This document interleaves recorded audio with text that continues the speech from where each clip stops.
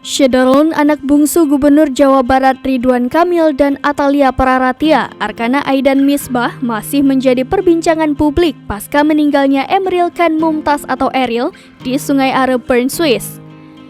Video Arka selalu menjadi perhatian publik, salah satunya ketika Arka tengah bermain di depan gedung Pakuan.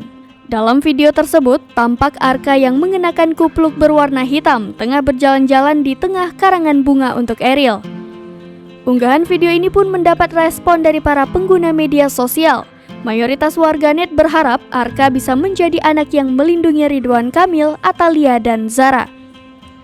Banyak yang mengatakan kemiripan dengan Eril menjadi salah satu obat untuk keluarga Gubernur Jawa Barat itu. Warganet juga mendoakan untuk Arka supaya menjadi sosok yang berbakti kepada orang tua dan suka tolong-menolong seperti Emeril Khan Mumtaz atau Eril.